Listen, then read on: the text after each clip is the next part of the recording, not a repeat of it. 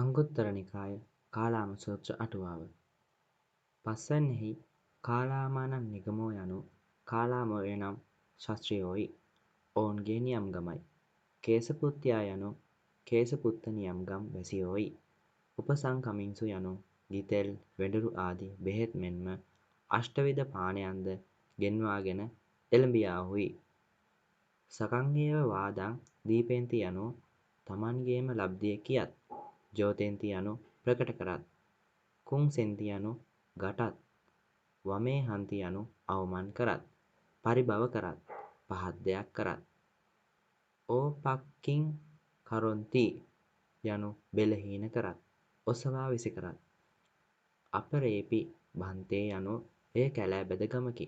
එබැවින් එහි කැලේ ඉක්මවන්නෝද ඉක්මවුණු කැමැත්තෝද වාසය කරති. ඔවුන් අතුරින් පළමුව ආවාහු තමන්ගේ ලබ්ධිය ප්‍රකට කොට ගියාහුය. පසුව ආවාහු ඔවුහු කුමක් දනිද්ද ඔවුහු අපගේ අතවැසියෝය. ඔවුහු අප සමීපයෙන් යම් යම් ශිල්පයක් උගත්තාහුයි තමන්ගේ ලබ්ධිය ප්‍රකාශ කොට ගියාහුය. කාලාමයෝ එක ලබ්ධියකද පිහිටන්නට නොහැකි වූවාහුය. ඔවුහු මෙකරුණ දක්වා භාග්‍යවතුන් වහන්සේ මෙසේ සැලකොට තේසන්නෝ භන්තේ යනාදිය කීවාහුය. එහි බෝතේවා කංකා යනු සැකයක් වීමයි. විචිකිච්ඡා යනු ඊටම පර්යාය වචනයි. අලං යනු සුදුසුයි. මා අනුස්සවේන යනු ශ්‍රත පරම්පරාවෙන් නොගනුවයි.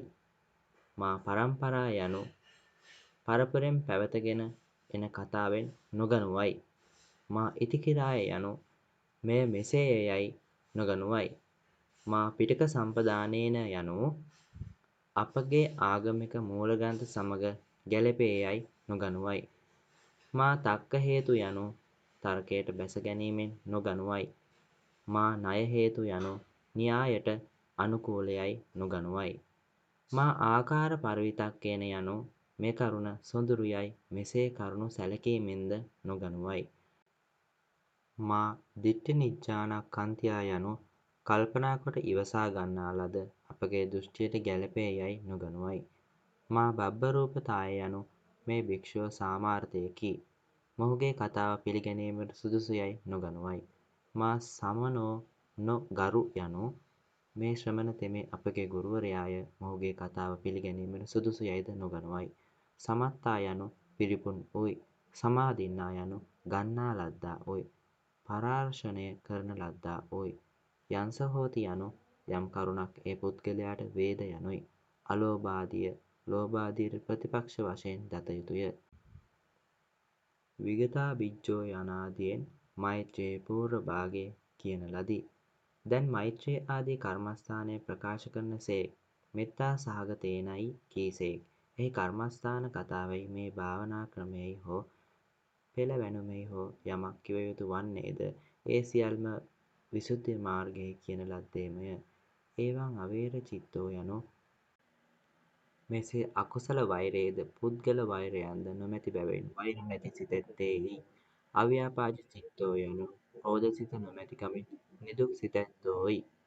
අසංකිලිට්ඨ චිත්තෝ යනු කෙලෙසන්නා වූ කෙලෙස් නැති බැවින් නොකිලිට වූ තැනැත්තේයි.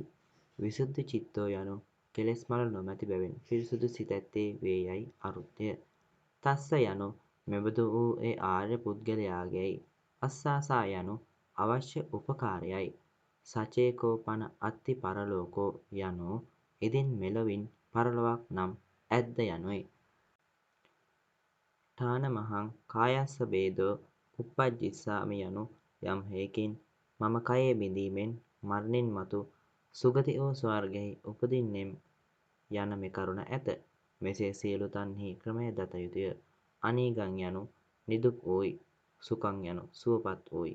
උභයේනේව සුද්ධමන්තානං සමනුපස්සාමි යනු කිසියම් පවක් නොකරමීද කරන්නාටද යම් පවක් නොකරේද යන මේ කරුණු දෙකින්ම පිරිසුදු වූ තමන් දකින්නෙමි.